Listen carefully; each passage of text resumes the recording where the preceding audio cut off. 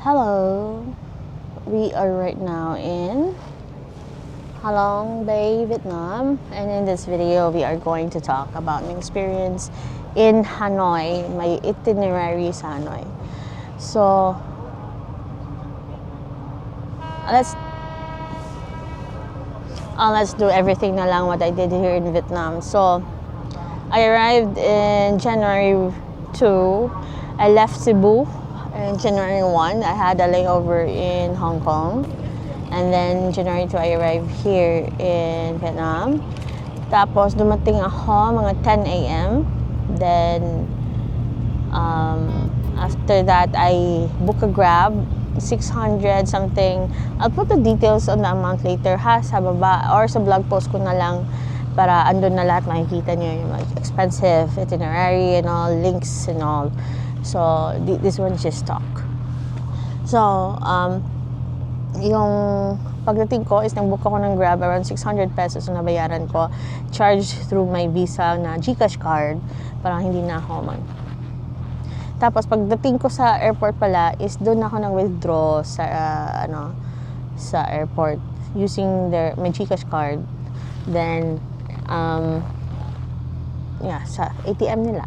Mas maganda nga ito. Totoo ang chika, guys. Mas maganda ang rate. So, use your GCash na lang. And then, natatanggap din dito ang GCash card for payments. Like, I paid for may pasalubong, for Uniqlo. Ano pa manayaran ko using card? Yeah, so far, okay naman. Tapos, pagbili nyo lang ng yung mga, micro, don't grab my Osmo. Binabantayan niya ako. What do you want? Pag yun kasi pumapaligid sila sa'yo, may gusto silang kunin. Ginawa ko yung phone ko. Yeah. Tapos, yun nga, bumili ako ng luggage dito kasi ang dami ko binili. Don't tell my mom. So, they don't recommend na you use card on paying some stuff. Sometimes they will let you know na may additional charge yung bangko if you're going to pay via card instead of cash. So, for example, my luggage was like 900,000 Vietnamese dong. Then sabi niya, pag card kasi magiging 927 something yan. So, okay lang ba? So, I didn't have a choice kasi I really need a luggage and I bought a lot. So, yeah, I'm okay with that. Then, yung hotel, sabi ko, babayad na ako via card. Tapos sabi niya, ayun din yung sinabi niya, may additional fee, like 13% ng bank. So, she suggested na cash na lang. Then, so, what I did na lang is withdraw the money via ATM since lalabas naman ako. So, ayun. Okay naman. So, yung hotel ko pala is Golden Moon Suite Hotel and Travel. Then, yeah, I love it. The room is not very quiet but quite enough na that you can sleep. So, again, I'll put the link of the hotel down below. So far so good. I really recommend this hotel. Pero yeah, may madaming hotel ang maganda dito. Siguro ang di nyo magugustuhan is yung breakfast nila. Kasi yung breakfast nila is like basic, American Western style, like sandwich, egg, and then mga fruits, ganun lang. Which was okay for me kasi it's like mamadali kang kakain. Kasi pipick upin ka na ng yung tour. Like for this tour, Halong Bay tour. So, mag-open yung nila, yung breakfast at 7. Tapos pipick upin ka ng 8. So, talagang magmamadali ka. So, bread, such things are okay. I'm okay with it. So, I don't know if gusto niyo yung talagang parang buffet. So, maybe this hotel is not for you. So, anyways, pagdating ko sa dito sa Vietnam, sa Hanoi, Vietnam, hindi na ako nag-book ng hotel kasi papunta agad ako ng Sapa.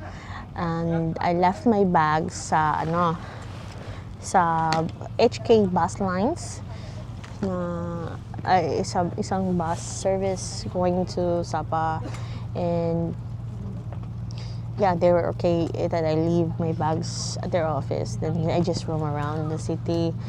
City naman. Yeah, city ang Hanoi. Then I bought some stuff. And then, nag-lunch muna ako sa Bangkok Coffee. Then, after that, kasi malapit siya sa HK Bus Lines na office doon sa old quarters. After the Bangkok, then I roam around. I went to the lake to see the view, and then sa Uniqlo, bumili ako ng dagdag na pang warm up kasi malamig sa Sapa. This is January pala guys ha, and it's winter. Temperature in Hanoi is around 16 to like 20 right now. It's like, it says 20 on my phone, but it feels like higher, 16 maybe. Then kasi pa wala na yung sun. Kanina hindi ako nag-jacket kasi kaya ko pa, may sun kasi ito medyo wala na ng sun. So in Sapa, let's talk about first room around, then went for a city tour bus. So it's a 4-hour, I took the 4-hour one, hop on, hop off. One tour, I go for 2 rounds, so okay naman sa kanila. Then I didn't stop somewhere. I just took photos, videos, and the full video of the tour, so you will have an idea on what you will see. So by now you should have that video up, so I'll put the link of that video on the description. So after the hop on hop off, bumalik na ako sa office ng HK Bus Lines, and then and grab some food para kakain na ako bago there's around bago mag-trip. And then yeah, and then after that, where did I go? Yeah, the bus pick us up, then left to Sapa. There's the bus video and train video to and from Sapa. It should be up by now. And then there's also a comparison video, so you'll know which is the transportation for you. So depende sa'yo kung ano ang ibubook mo na transpo. It really depends on you guys if you wanna save money or you just wanna be, gusto mo hindi sumuka. If you don't have motion sickness, I don't have one, pero prepare yourself na lang. And then yeah, in Sapa, when I arrived, I go for Moana. I left my bag sa hotel, nag-freshen up ako. They have an area. I'll put the link of the hotel down below the video. Also the hotel room tour, pero may idea kayo ng room. Actually, marami na nag-book nito. May mga videos na. So I just booked a different hotel room para mas may idea ka ng other option na room. Have a photo na wala masyadong tao sa Sapa Station, which was really, really great experience kasi wala ibang tao, kundi ako lang. So I have like nobody, no other human being in my photo other than the locals. And then yeah, I went for a coffee at, I forgot the name, I'll put it here. I really suggest this guys. Ang sarap ng meal, simple pero masarap. Ang coffee masarap. Yung burnt egg or grilled egg coffee, nakalimutan na ako anong pangalan. And then after that, nang Moana Sapa na ako. And then bumalik ako sa hotel kasi di kaya ng katawan. Naka-check-in na ako. Next thing I know, it's already like 7 p.m. So, 5 p.m.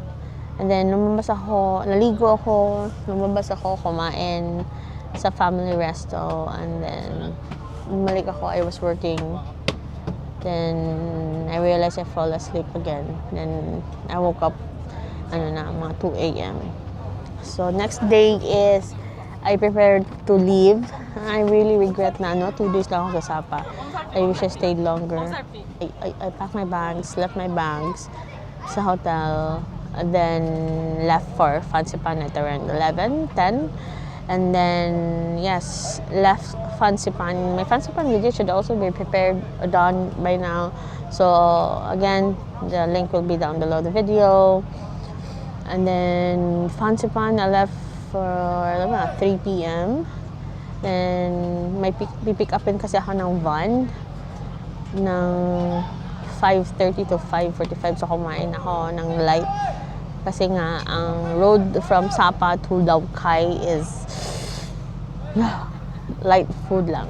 So, anyway, pagdating namin sa Lao Cai station, for the train station is like, what was it? 1 hour, 6 something. Then the guard told us na we can leave the bags and have a meal. Nagbaon ako. Isang lola niyo. So, nagbaon ako. So, doon ako kumain. Tapos yung kapwa Pilipino natin, sa akin, iniwan yung bags. And then, they gave me a sandwich. That was so sweet. Then, the train left around 9:30, 9:45. Arrived here in Hanoi. Here is Halong. In Hanoi around 5:30. Then left my bags at the hotel. Madami ng tao. What else? What happened after that? Ganda ng view.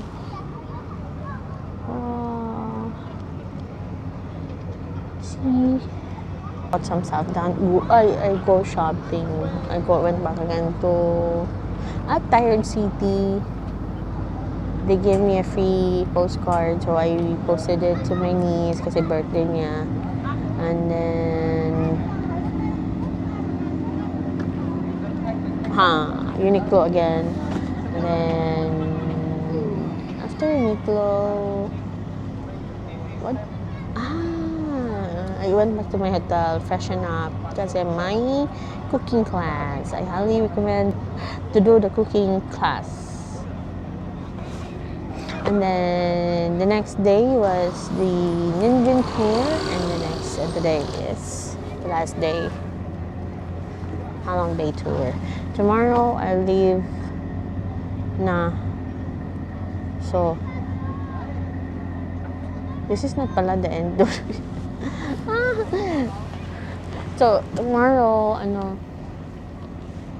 I leave around. Wait, what's my time? 9, 8, so 6. Kasi almost 1 hour yung almost 1 hour. My legs. Almost 1 hour yung. Almost 1 hour yung 45 to 1 hour. Yung from Old Quarter to the airport, and I'm worried about the line sa immigration nila.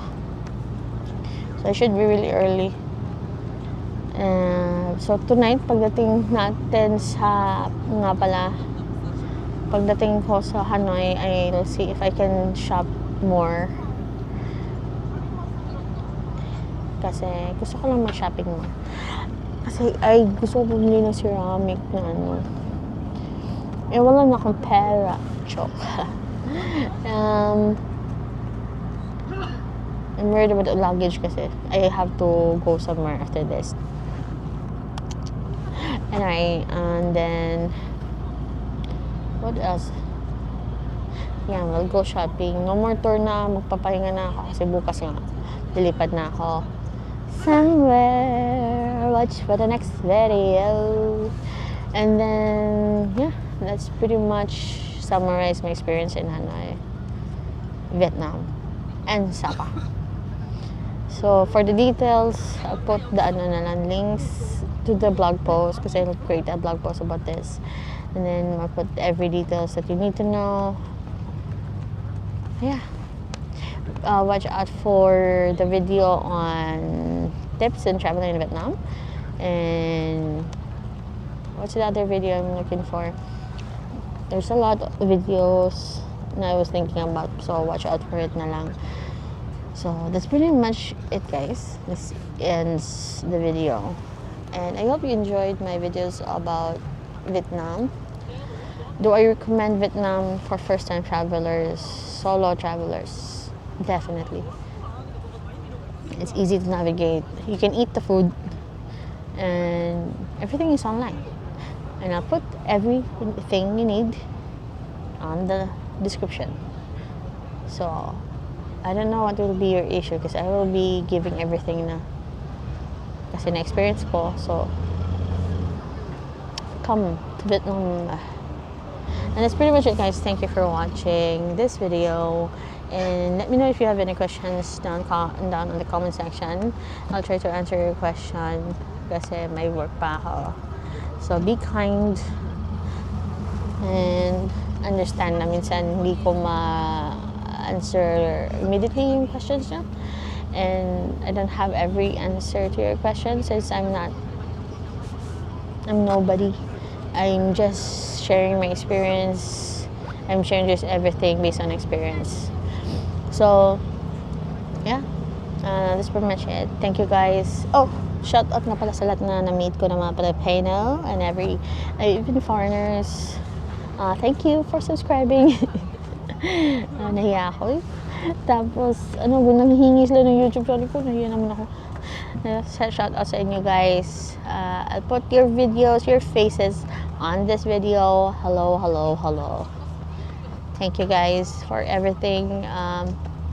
Yeah, enjoy Vietnam. Come to Vietnam. I enjoyed it. I love it. Oh, do I recommend coming to Vietnam in January? Winter? December, I don't know. Maybe it's too cold for us. Pero for me, January. Really good. Good weather. Not hot, not too cold. Just enough. Na na manginginig ka. Anyway, that's pretty much it, guys. Thank you for watching. See you guys on the next destination. Bye-bye. Yung audience ko, guys. Kanina may Pilipino dito. Sila ang audience ko while nag-record. Tingin-tingin na sa akin. Nahiya ako. Subscribe.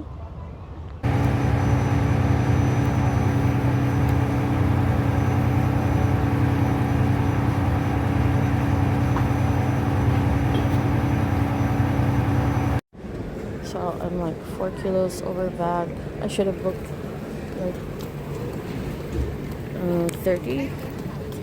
Because I'm 4 kilos over bag. I'm trying to save. Then I paid more.